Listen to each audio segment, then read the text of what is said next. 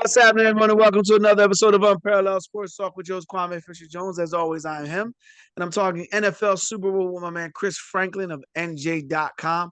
What's good, Chris? How's everything? Nothing much, man. We're finally here at Super Bowl week, and uh, we talked. We didn't expect this matchup, but hey, we're here. Well, one of us expected the Patriots to be there. I won't say who that person was, but one Man. of us did. Nah, but seriously, it feels like just yesterday we were sitting around talking about lineups and what team was going to turn around, and I'm picking the Falcons. And who you didn't pick the Cardinals this year? Who did you pick? Oh, I forget. Probably was That's some a, NFC South. you picked the Patriots. That was a setup question. I You don't picked the remember that. Patriots. You Mm. did. You were one of the few people early on before the season started. You said the Jets would struggle. This is exactly what you said. You said the Jets would struggle. You said the Dolphins that Mike McDonald was on the clock and he already should be packed up and ready to go. And you said that the Jets, the Dolphins. Oh, you said you thought the Bills would struggle. They would be good, but that the Patriots would surprise a couple people. You didn't pick Super Bowl, but you thought they'd be a good football team. You really did. Yeah. I forget. This is how don't get concussions, kids. Don't do that. But no, I It's like not concussion, my man. It's being born in the it's being in high school in the 90s. If you graduated high school in the 90s, at this point in time, your memory is crap. It's yeah. got nothing to do with concussions, and maybe the implementation of wing stop at that time. I don't know, but that's what doesn't sound. So we got the Seattle Seahawks. Enough. You actually thought the Seahawks would be good too. You thought the Seahawks. You didn't pick Super Bowl for either one of these teams, but you said you thought the Seahawks would be good. We said the NFC West would be loaded. We picked the 49ers, going down memory lane. But no, you now to think about it, you thought the Seahawks would be good too. You said you didn't think Darnold was going to be an NFL MVP. I believe your exact words were you didn't think Darnold would be an MVP, but you think he'd be good enough to keep Seattle competitive in that division. And they were a little bit more competitive. Yeah. Now they're in this. Now they're in the Super Bowl, and nobody's going to watch. So we got the Seattle Seahawks versus the eventual champion New England Patriots. Ooh. I'm hearing a lot about what is it, Trayvon Henderson for the Patriots being a legitimate threat that no one's heard about. Did I pronounce his name right? Yeah. Uh, Terry yeah, Anderson. Yeah. yeah. I'm not gonna lie to you. I'm checked out of the Super Bowl. Like I got nothing for it. I'm an Eagles fan. They didn't make it. I wanted to see Caleb get there. He's not gonna be there. Sam Darnold is a great TV story, but he is Sam Darnold. I feel like it's going to be a blowout. I feel like it's going to be like one of those things where they're going to turn around and say, "Should we revisit the Super Bowl? Should we make it a 1 week? Should we no longer have the break in between so it's more competitive?" Like I feel like it's going to be a blowout. What are you thinking? What are your I feelings don't. going in? I don't think so. I think it's might. If anything, I think it might be a boring one. I think it's gonna be a Okay. ball control. I can see it being a ball control type game where they try to let for the Patriots. Your best way is possession and just basically wearing out that Seahawks defense so that you can attack them in the third and fourth quarter. So I wouldn't be surprised to see Travion Henderson.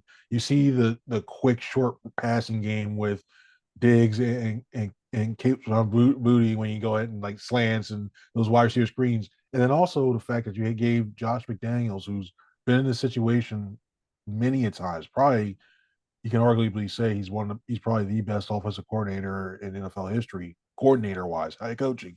Yeah, he's not a good head coach, but you look at his success is there. So I look at that, I'm like, okay, he's got 2 weeks to devise a plan to beat this Seahawks defense, which is very very good, very very good, and they're not infallible. We saw the Rams put up points on them. I think when you look at the Seahawks side, it's more of a Sam Darnold don't lose this game for us. Because you got the defense, you got the run game with Kenneth Walker. It's a matter of, hey, don't put this ball in that thing, don't throw in the double coverage, don't realize, hey, I'm on the biggest stage. Everybody's actually talking good about me. Uh-oh. And he throw the pick. So I look at it as one of those things where it's it's one of those boring for it's almost like remember the Super Bowl with the Carolina Panthers and the Yes. Patriots? I Yeah. see it in the same thing where it's like I'm not really interested, but it's closely okay, it can get interesting. All right, it looks good because it's a last second field goal or came down to the last drive, but it really was nothing leading for the first 57 minutes. Let's see if that happens. Jake Delhomme. Yeah, I Yep. remember all of that. Same Yeah, with oh man. They were I good. I I watched a lot of Patriot games. Well, I should say I watched a lot.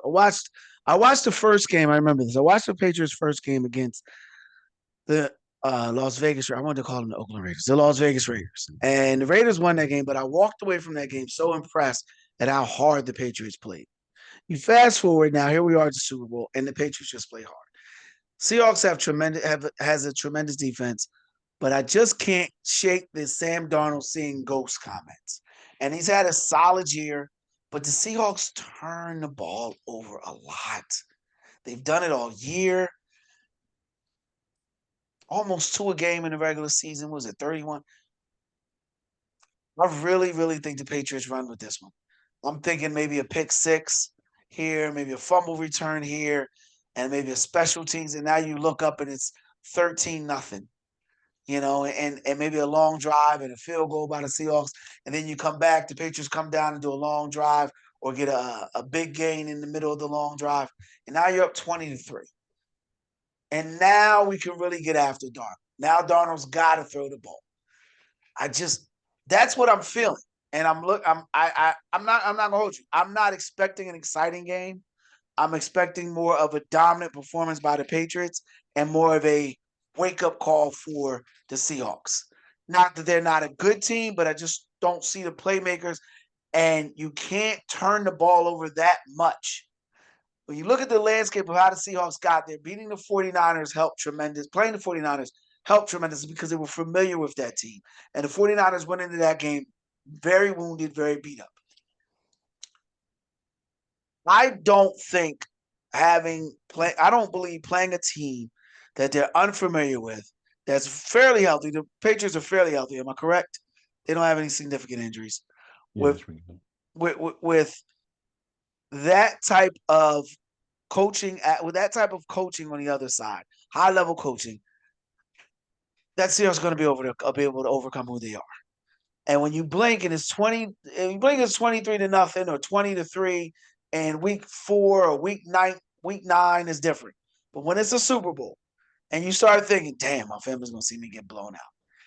Damn, my wife is up there looking at me getting crushed. Damn, I gotta make a play. Things just snowball and get out of control. So that's why I'm saying I see a blowout. What's your final thoughts on that? I don't. I think it's the other way around. Now, granted, the Patriots have the better turnover differential this season. They were +3 while the Seahawks were -3. I still think defense wins out. It's a matter of how much frustration you get, and can't believe he's deserved it because he's gotten the Seahawks this way. Clint Kubiak has actually been scheming out of his mind right now. I mean, I still think about that go-ahead touchdown with that running back scissors, where you line up your wide receiver in the running back slot, you have him run the corner, it's just a different look. I mean, I talked about Josh McDaniels all the time.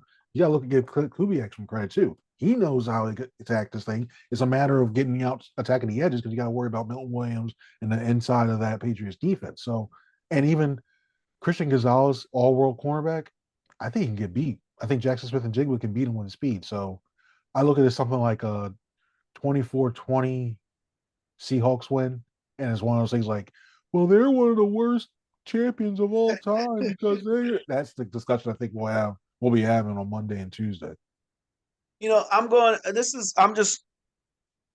mentioned turnovers and you mentioned the Seahawks being one of the worst champions.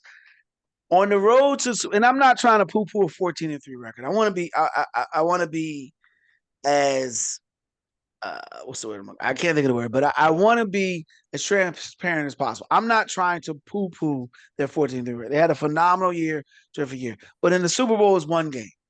It's about who's going to be more prepared and who's going to make the big play and not the big play. That makes sense. Like who's going to make the play and who's going to make the play. So you look at what the Seahawks started. You look at the quarterback Seahawks played. Brock Purdy. I wouldn't say he's elite. Would you consider him a top 10 quarterback? No, no, no. The only team that they've played that would have an elite quarterback would be the Rams. All right. They lost 19-21. They won 38-37 in overtime. Outside of that, are we considering Houston Texans quarterback CJ Stroud an Not elite after that quarterback? playoff game. Not after that playoff game. So, we're not considering May an elite quarterback, but my point is they haven't played a team that can put up points.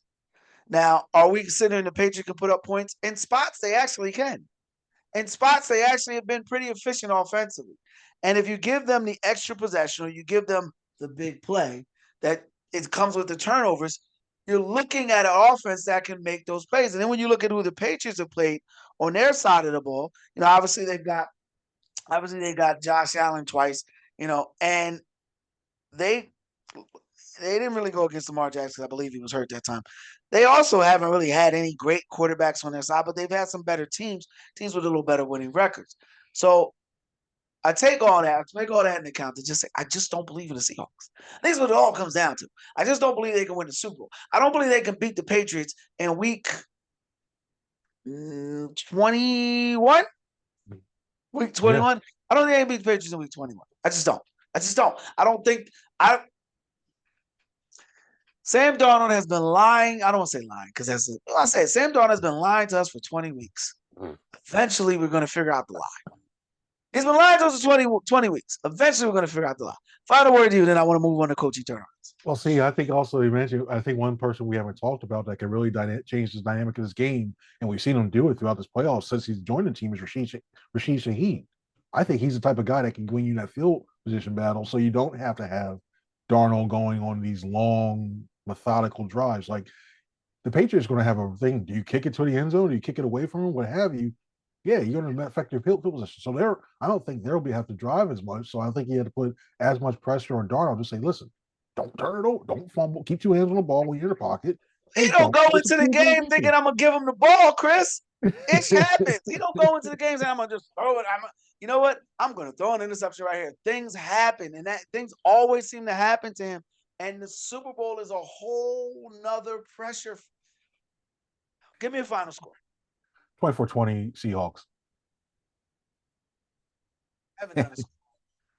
I'm gonna go 31-14 Patriots. Ooh. Ooh. Vegas will like you. But they would. That's why I don't go. Right. That's why I only go to the buffets. Now we're right now we're in an interesting time in the NFL season and in sports in general, but the NFL season, because coaches are being fired and coaches are being hired. We talked on last week's show about who we thought would have a great turnaround, who was in the best situation. I picked Todd Monken. I forget who you picked, but I picked because there's no expectations from Monken. He's a Craigslist plumber, and you don't have much. He's just trying to save a couple of dollars, and this guy's going to come in and fix the pipes better than you ever could have imagined. So, he's a Craigslist plumber. But Mike Vrabel is not a Craigslist plumber. This guy is a 5-star, expensive plumber that came in and completely turned the Patriots around, and what I believe is going to be in a Super Bowl win.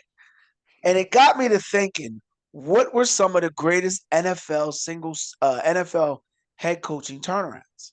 Now, when you think about rookie head coaches, it's a little different. Coaches that have never coached before, it's a little different. That room is that room is a lot less congested because you got Seifert and somebody in the 70s. But when you add coaches that have been somewhere before, the gumbo gets a little spicier. Now, you had you mentioned somebody. Who'd you mention in the pre-meeting? Oh, see, there was no, that's what. See, I personally, I'll start. Well, I don't think Vrabel even had the best year ever. I mean, I know he's going to the Super Bowl, and somebody from this year. The reason why I'm saying it, Vrabel at least had coaching experience before with Tennessee. He got them to an AFC Championship game. He had sustained success. Now, remember, there's this one team that we talked about. Never had a quarterback. Never had some of the pieces around it.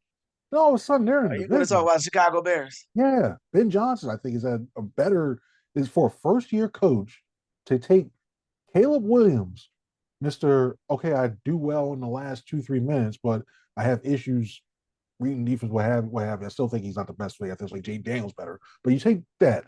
You look at their receivers. Roma Dunze's okay, but he was hurt most of the year. Darnell Moore's like, he's there. You look at the receivers he had. Yeah, their defense, I think, is decent. but it's not as good, I think, as the Patriots. You look at what he did in that division, because at least with Vrabel, the AFC East, you had the Jets, the Dolphins, 0 down, and then you had the Bills you were fighting for, but you beat them. You beat them, so you took the division. But then you got the Packers, the Lions. Yeah, I'm not even going to. Yeah, the Vikings were down for that one too. But I think the NFC North was a better overall division than the East, and he still did what he did in there. So that's why I think for a first year head coach, even though he didn't get to the Super Bowl, I look at that, I'm like, all right, yeah, you deserve it. I think he did a better job than Vrabel, in my opinion. Fair point. Let me throw an analogy at you. I send you to the store to pick me up potato bread. Right? You get to the store, you get to the parking lot, you get a good parking spot. You get to the store, you walk in, you find a potato bread. You get in line, self checkout, they ring you up. Oh, I left my phone in the car. My tap's not working. My credit, the way my checking account works is when I ain't got no money in it, I can't go overdraft. So you come all the way back here and you say, well, I had the potato bread, but I didn't have my money. The end of the story is you didn't bring back the bread. So Ben Johnson had a great year, but he didn't bring back the bread. Bread doesn't make it to the Super Bowl. We're here to win championships or contend for championships, not to contend for the playoffs.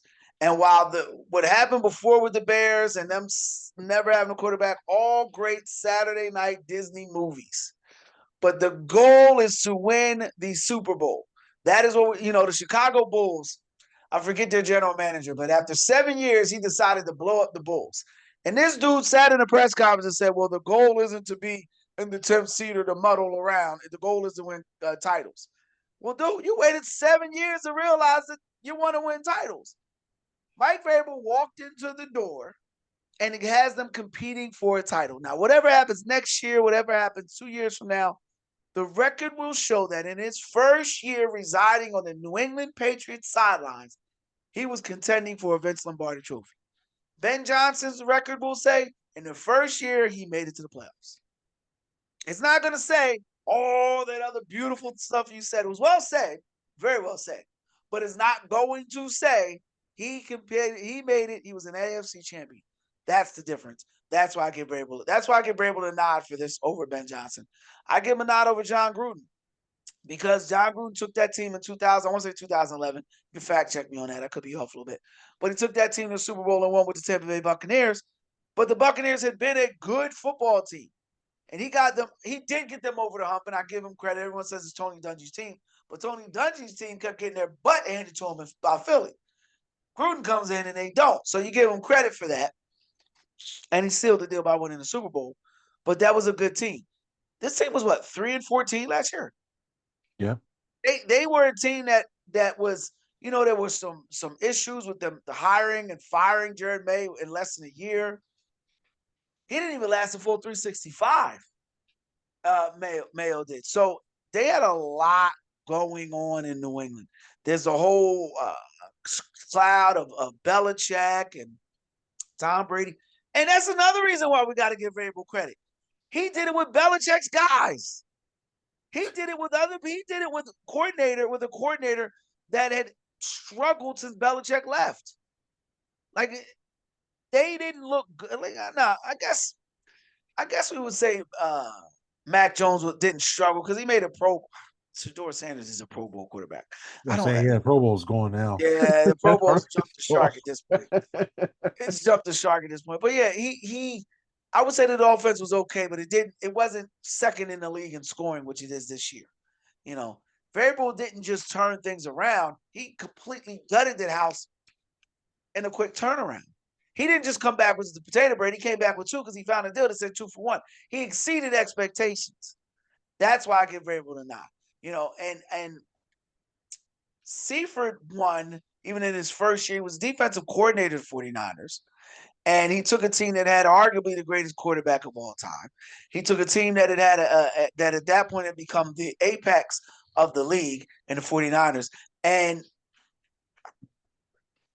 the West Coast offense at that point it had developed into a monster offense. Like he just basically jumped in, the seat was already warm, and he just managed to stay on the road. Another guy is Dallas Cowboys head coach, first year head coach, Barry Switzer comes to mind. But again, these were He, all good teams. You shake your head, but you think about this. Think about what those coaches turned out to be. Now, Seifert says, but what Switzer turned out to be. And you think about what Vrabel's done with this team. I think it's safe to say that he'll only get better. They'll only get better. They're going to add another defensive playmaker at some point. They're going to change their defense. Like, yeah, I'm really. I think this is probably the greatest NFL head coaching turnaround ever. Maybe the greatest story. I see, throw a lot at you. I look at that, and then also I'm thinking, like, you know what though? I see what you're getting at, and I can see that way, especially if he wins on Sunday. I can see him definitely being that. I just look at the fact though, and I'm not the only one. I'm not going to poo-poo him on this, but you know what people want to come at him with. It's their schedule, strength of schedule. You look at those Seaford teams. He had to go through the Cowboys all those years. He had to go through try that. Now it was successful. He had to go through the Giants all those years. It wasn't always successful, but he was able to win that. I look at the way what Vrabel did is it is one of the weaker schedules, man. Yeah, It is and he tough. had an AFC with no He, Mahomes and no Lamar, and the only one he had to go through is Josh Allen, and they still don't want to say call Josh Allen what he is. All those things are great, but I also think he experienced the changing of the guard, and that's the wake up call that time will tell. Like that's the thing that time will show that this was the season where everything changed, where the league transitioned from the Burrow, Mahomes, Allen, Jackson, quarterback Mount Rushmore to the new guys, to a different and I believe Mahomes will be in there. Go ahead. no, I was saying, think about thinking about Josh Allen. I don't know why I popped up and say he's a new Dan Marino. So thanks for that. Thanks for getting pop that in my head now. I think I got something to write for later on this week. Yeah, because that's asinine. Dan Marino was a one. Yeah, no. You Yeah. you know who Josh Allen is? He's the new Susan. Oh, I want to say Serena, but not Serena. Susan Lucci. That's what he is. Yeah, He's there you go. Lucci. Yeah. That's what it is. And only a few will get that reference, but an not overrated, overvalued actress who didn't win an award, who walked away. And the only reason why people know her name is because she always lost. And everyone kept saying she should have won. She was everyone's poo poo. She was everyone's little tank tank. And that's what Josh Allen is. And we can just add that segment on there. We can just add this into because we Please, got a little bit of time. You know, please. as we say that Vrabel's had the greatest turnaround, I think the greatest come to Jesus moment was this year with Josh Allen. I think the NFL world has to admit that he is not who they professed him to be. And there's no escaping it now. There's no excuses now. What did he have? 2 fumbles, 2 interceptions in their Yeah, last that was playoff game? like four turnovers. Yeah, it's Yeah, only four and five turnovers. oh, I just feel so bad for Josh Allen. Oh, he tried so hard. Meanwhile, Jalen, never mind. We're not gonna. Meanwhile, Lamar, never mind. We're not Meanwhile, insert any other quarterback. The standards are the same, but the standards is not this year's price is not yesterday's price is not today's price for Josh Allen, and it infuriates you as a football fan. It infuriates you as a sports fan because it's always that one half. It's Kevin Durant in the NBA. They never hold. They want to put them on the same status, same pedestal as the greats, but they never want to hold them to the same standards. See, you brought up a very good point because it just angered me with something else I saw. Excuse me, that happened earlier a couple days ago. The MVP voting. Yeah. So it's one of the closest ones in a way. And I probably would have voted for May instead of Stafford. That would mean that's not that. And I don't like to go against fellow reporters or anything else like that. But there were three people who had a direct outcome of who should have been the MVP or not. It could have been going to Stafford. I wouldn't have no problem. Could have gone to May. I had no problem. But when you have two people that voted for Josh Allen to be the MVP of the season, and you have one other person to vote for Justin Herbert, what are you thinking? Justin Herbert did not deserve to be the MVP. Why is that just something that where you go, well, I want to make him happy. I want him to know that I voted for him so I can get a story or get it in. And Josh Allen, even before the regular season ended, he didn't even win his division. So no, what like either way. So why did you take your time to do that? And it basically affected may either becoming that one too or widen the lead for step because you can make cases for both. Josh Allen, I think at this point, you got your coach fired. even though there may have been some odd stuff leading up to it. Ultimately, you got your coach fired. You got basically you got your guy who's been calling the plays for you to become the CEO, head coach. He's not even going to be coaching the offense. It looks like he may not be the overall offensive guy. I got to double check that. There's only so many years of excuses you can use for a guy, and we've gotten to that point where you see people who are ranked below him, Jalen Hurts. I'm not saying he's the same talent, but you look at the success he's had, has won, has gone at least going to a Super Bowl. Lamar, he's at the point of Lamar. At least Lamar won multiple MVPs. You look at Josh Allen, Lamar's gotten to the NFC champ. Like you look at Josh Allen, he can't get into that one, can't go over a hump. So you can't keep I'm tired of the excuses for that one. And you can make excuse. You can come put Lamar in this. He needs to do. He needs to win a big game. He needs to go to the Super Bowl before his legacy is before I'm like, well, he had all his great numbers, but look what happened there. So hitting the rest of that draft class, in fact, Drake May is in the Super Bowl. I mean, not Drake May. Not even Sam Darnold is in the Super Bowl before you. That's telling, man. I know this is a team sport, whatever you. He at least made the right play at the right time. It's only a team sport when people want to fight for their guy. It's only a team sport when people. You ever notice that? It's only a team sport with who are the guys around. Who are the guys around anywhere? I get into this argument with 49er fans who want to say if Brock Purdy had the talent that that Jalen Hurts had, I would ever say, okay. And if Jalen Hurts had Kyle Shanahan coaching and played in an NFC West, what are we talking about? And if my mother had a penis, she'd be we can go the if games back and forth. The point is, like, the biggest Susan Lucci, Jeff George. That's who Josh Allen is a more likable Jeff George. Because if talent is what we're judging quarterbacks, if it's just talent, nothing else, nothing more. Was there a more talented quarterback that didn't win diddly poo than Jeff George? I'll wait. I'll wait. Think about that. You scoff and you laugh, but if you think about what Jeff George was, did anyone have a better rocket arm than Jeff George at any point in time? Oh, so Ryan Leaf had an arm too. There's a lot of guys that had arms, and it's like, Jeff George could make every throw. He was arguably the most talented player on the field every time he stepped on the field, and ain't win squat. He didn't win diddly poo. Sorry, I haven't heard that in a while. That's my point, though, because it's been a while since we've had a guy as talented, quote, talented, and not get called out. People didn't like Jeff George, so he very rarely got called out. But when you say, because you kind of said it, and you said it just kind of, it's kind of passe. Well, yeah, I'm not talking about talent when you compare to Jalen Hurts. I am. Yes, I am. Jalen Hurts is a more talented quarterback than Josh Allen. Why? Because wins matter. Because decision-making matters.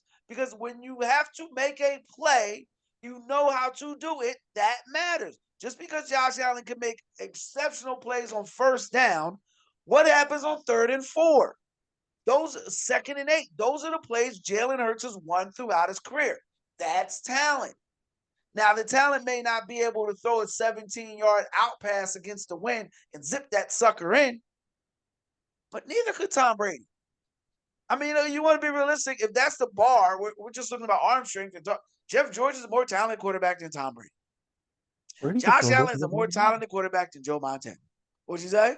That Brady could throw him, just needed the balls to be a little bit deflated. That was all. And that's what we're talking about right now. And that's talent. Finding a way. Look, the talent thing, it's because we're fighting that with right now in the NBA when we're talking about Jalen Brunson and John Moran. And I'm like, you can't win in the NBA without talent. And John Moran is a once-in-a-generation talent. So you got to figure that crap out if you want to win a championship. I don't think Josh Allen is that talented. I think he's a really good quarterback who makes a lot of bad mistakes. And because he looks golly G-O-P, people let it go. But the fact of the matter is he has not won in big games. He continues to lose, not just big games. He has not won the major games, the pinnacle games, the championship games to be thrusted in the same breath with a Jalen Hurts. He hasn't. It's Jalen Hurts, Patrick Mahomes. Now, hold on. Let me phrase that. Patrick Mahomes, because I don't want people to say, Patrick Mahomes, Jalen Hurts, and the rest of them mofos. That's what it is. Until you can go to 2 Super Bowls, because how many Stafford got? Stafford got one. He got one. Did he win? He I know went to he won the one. one. He went to That's one. it. Yes. That's it. So give me your favorite superhero. Who's your hero? Who's your king? Because my king's got 2. Mahomes has got more than 2. Your champion guy has got -1. He's got -1 in the buffer because he ain't even been in the, he ain't even been in the championship game, AFC championship game. Look, I can go on and on and on about Josh Allen because he's the poster child for media bias. You know what I mean? He is the poster child for it. When you see guys say, I feel sorry for Josh Allen, and then light into other quarterbacks like, Joe Burrow. So you're telling me Joe Burrow tries harder than Jalen Hurts? Is that what No. you're telling me Joe Burrow tries harder than Lamar Jackson? The price is the price. And the price is championships. And my King's got 2. To get in that room, you got to have at least 2. And he's got 2. He's got 2 appearances, 1 win. And even to sit down, you got to have at least 3. And Mahomes is at the table by himself. I get a final word to you. Yeah, with Allen, it's not the fact that he's not talented. I think he's probably, I probably think he's probably the 3rd most talented quarterback because I put Lamar talent wise above in that conversation too. He just makes dumb decisions, completely dumb decisions. Like he forgets where he's at. Like, oh wait, that little shovel, whatever that was dumb. Like that's the thing with him. Like you get this far and you just blank out. Like I don't know. This is the point where I don't know. Like, I mean, it's seriously. Do you need to see a sports psychologist to get like some of these to find whatever block or whatever way to clear your mind in these big stressful situations? Because it seems like he does that too. So I don't discount the talent there. I just think he thinks dumb decisions when it comes time when the pressure's on. That's where I'm at on him. I'm going to question his talent. I'm going to ask you a question. I got 4 minutes. I want you to answer this question. Trevor Lawrence, Joe Burrow, Justin Herbert, Josh Allen. What's the difference in talent? I'm taking Lawrence and putting him down. I don't think he even deserves in that. What have they done? They all are 6 feet plus, laser rocket arm. They'll look the part of those square chin quarterback. What are we judging them on? Burrow actually made a Super Bowl, so I put him like I said. Burrow Fair made a enough. Super Bowl Fair and enough. it's close, so I'll take him out there. Lawrence Top. does not belong being there. Lawrence does not belong on that group. I'm sorry, he does not. I'm I sitting think there swinging my feet like Kevin Hart because I think Lawrence, Herbert, and Allen are all in the same room, and nobody wants to admit it because Allen's got on better cologne. That's it.